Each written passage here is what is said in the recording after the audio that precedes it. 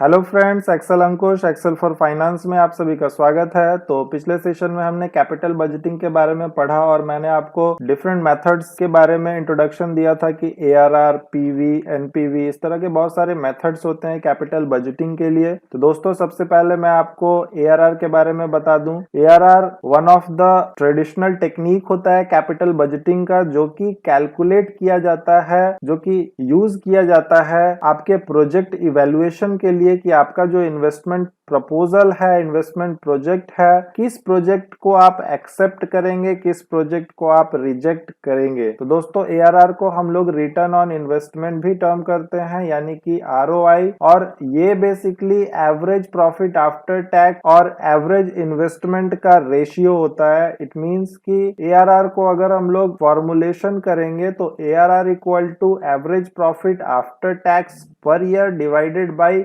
Average investment.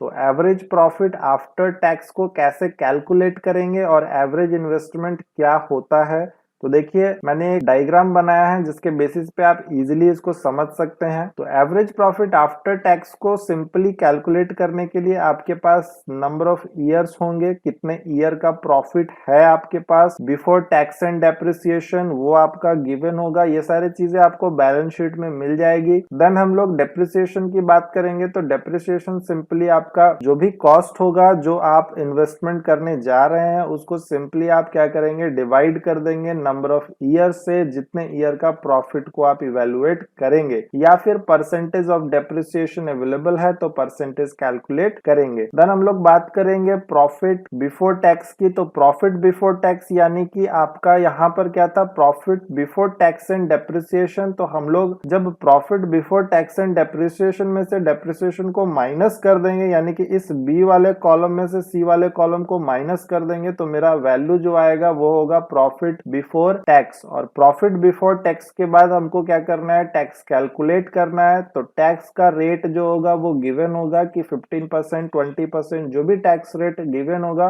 उसके basis पे आपको इस प्रॉफिट बिफोर टैक्स को टैक्स रेट से मल्टीप्लाई करके टैक्स कैलकुलेट करना है हर एक ईयर के लिए। Then profit after tax calculate करने के लिए आपको प्रॉफिट बिफोर टैक्स में से टैक्स को माइनस करना है, डिडक्ट करना है, यानी कि डी वाले कॉलम में से ई वाले कॉलम को माइनस कर देना है। तो आपका प्रॉफिट आफ्टर टैक्स कैलकुलेट हो जाएगा। और प्रॉफिट आफ्टर टैक्स जैसे ही आपका कैलकुलेट हो जाएगा तो आपको सिंपली एवरेज निकालना है। तो सपोज आपने 5 ईयर के लिए कैलकुलेट किया है, तो जितना भी प्रॉफिट आफ्टर टैक्स होगा उसको 5 से आप डिवाइड कर देंगे, तो वो आपका average profit after tax calculate हो जाएगा। तो एवरेज तो बेसिकली सबको कैलकुलेट करने आता ही है। तो इस तरह से आप average profit after tax calculate कर सकते हैं। कभी कभी एवरेज प्रॉफिट आफ्टर टैक्स या फिर प्रॉफिट आफ्टर टैक्स गिवन होता है 5 इयर्स के लिए। Suppose profit after tax given है तो आप डायरेक्टली कंप्यूट कर सकते हैं। देन हम लोग एवरेज इन्वेस्टमेंट की बात करें तो मेरे पास दो वे है। एक है कि टोटल कॉस्ट आपके पास गिवन है, तो टोटल कॉस्ट डिवाइडेड बाई हम लोग क्या करेंगे, 2 कर देंगे, या टोटल इन्वेस्टमेंट इसको आप बोल सकते हैं। टोटल इन्वेस्टमेंट डिवाइडेड बाई 2 कर देंगे तो आपका डायरेक्ट एवरेज इन्वेस्टमेंट आ जाएगा।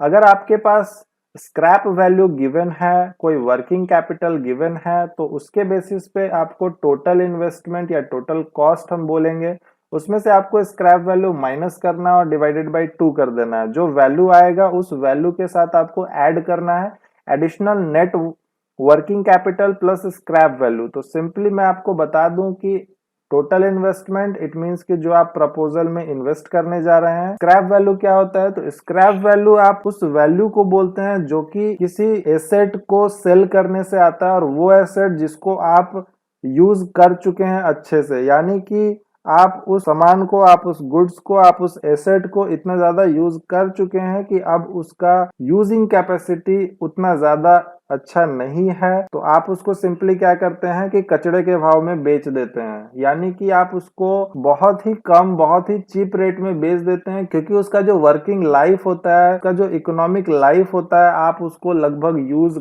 कर चुके हैं, तो उसको हम लोग बहुत ही लो रेट में सेल कर देते हैं। तो उस वैल्यू को हम लोग सिंपली स्क्रैप वैल्यू बोलते हैं। फॉर एग्जांपल अगर मैं आपको बताऊं, सपोज मान लीजिए कि आपके पास प्रिंटिंग मशीन है, जिसका कॉस्ट है सपोज 20,000 रुपीज, और उस मशीन को आप क्या किए 10 साल यूज कर चुके हैं, 5 साल यूज कर चुके हैं। अब उतना यूज करने के बाद आप उसको बीच में बहुत बार रिपेयर भी करवाएं, तो उसके बाद उसका जो वैल्यू है, उसका जो इफेक्टिवनेस है, उसका जो यूजेज है वो अब खत्म हो जाता है, क्योंकि टेक्नोलॉजी एडवांस हो जाएगा, क्योंकि उसका जो मशीन है वो प्रोसेसिंग बहुत अच्छे से नहीं कर पाएगा। तो आप उसको अब सोचते हैं कि न्यू वन में रिप्लेस कर दे, तो उस पुराने वाले को आप क्या करते हैं कि बहुत ही कम वैल्यू में स्क्रैप में सेल कर देते हैं।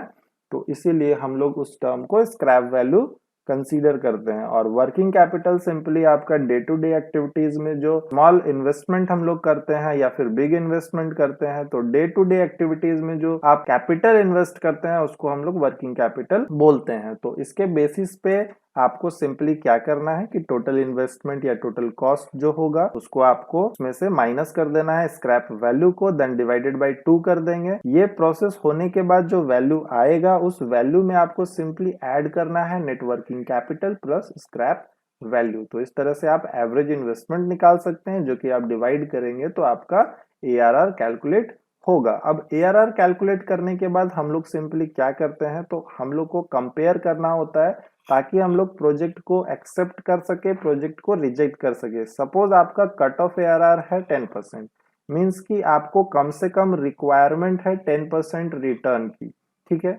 और आपने कैलकुलेट किया ARR 12%। तो जैसे ही आपने 12% ARR कैलकुलेट किया और आपका रिक्वायरमेंट 10% है, यानी कि कट ऑफ ARR आपका 10% गिवन है, तो इट मींस कि ये आपको आपके रिक्वायरमेंट से ज्यादा बेनिफिट दे रहा है। इट मींस कि आप अपने प्रोजेक्ट को एक्सेप्ट कर लेंगे। अगर सपोज कि आपका कट ऑफ ARR गिवन है 10% और आपका जो ARR कैलकुलेट हुआ है वो 8% कैलकुलेट हुआ है प्रोजेक्ट के इवैल्यूएशन के बेसिस पे, तो ये आपका रिक्वायरमेंट 10% है, लेकिन आप कैलकुलेट किए ARR की रिटर्न ये दे रहा है आपको केवल 8%। तो इस केस में क्या होगा कि आपका 10% रिक्वायरमेंट है, 8% दे रहा है प्रोजेक्ट, तो प्रोजेक्ट क्या होगा, रिजेक्ट हो जाएगा। तो सिंपल टर्म में अगर हम बोले कि अगर आपका कैलकुलेटेड ARR यानी कि जो आपने इवैल्यूएशन किया है, जो आपने कैलकुलेट किया है, अगर वो ज्यादा होगा आपके रिक्वायरमेंट से यानी कि कट ऑफ ARR से, तो आप प्रोजेक्ट को एक्सेप्ट करेंगे, अदरवाइज आप प्रोजेक्ट को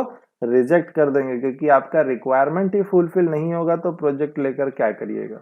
ठीक है, तो इस तरह से आप बेसिक थ्योरी के बारे में समझें कि ARR क्या होता है और ARR के बेसिस को हम लोग कैसे इवेलुएट करते हैं, इसको हम कैसे कैलकुलेट करते हैं। और नेक्स्ट वीडियो में मैं आपको एक्सेल में कंप्लीट शीट पर इस पे काम करना बताऊंगा और हम स्टेप बाय स्टेप बहुत सारे डिफरेंट ऑप्शंस को लेके सीखेंगे कि ARR कैसे कैलकुलेट करते हैं। मैं साथ ही साथ ग्राफिंग करना भी आपको बताऊंगा, डैशबोर्ड बनाना बताऊंगा, ताकि आप जो ARR कैलकुलेट कर रहे हैं उसके बेसिस पे आप ग्राफ के बेसिस पे 2 प्रोजेक्ट को या 3 प्रोजेक्ट को आप कंपेयर करके ग्राफ के तौर पे भी आप उसको देख सकते हैं कि कौन सा प्रोजेक्ट आपके लिए बेटर रिटर्न प्रोवाइड कर रहा है, कौन सा प्रोजेक्ट कम रिटर्न प्रोवाइड कर रहा है। तो हम लोग इवैल्यूएशन ग्राफ के बेसिस पे और इजी वे में कर सकते हैं, लेकिन उसके लिए आपको पहले ARR कैलकुलेट करना होता है। तो हम लोग स्टेप बाय स्टेप देखेंगे नेक्स्ट वीडियो में। और अगर आपको कोई भी डाउट होता है थ्योरी में या फिर प्रैक्टिकल में, तो आप मुझसे जरूर डिस्कस करें, आप मुझे कमेंट करके बताएं, आप मुझे ग्रुप में शेयर करें, ताकि मैं आपके लिए एक डाउट सेशन स्पेशल बना सकूं, ताकि आपके कोई भी डाउट ना रहे। क्योंकि जब आप कोई चीज सीख रहे हैं तो आपको उसमें परफेक्ट होना है और आपका डाउट जो है मेरे अकॉर्डिंग 0% होना चाहिए। चलिए, तो नेक्स्ट वीडियो में मिलते हैं। Happy learning.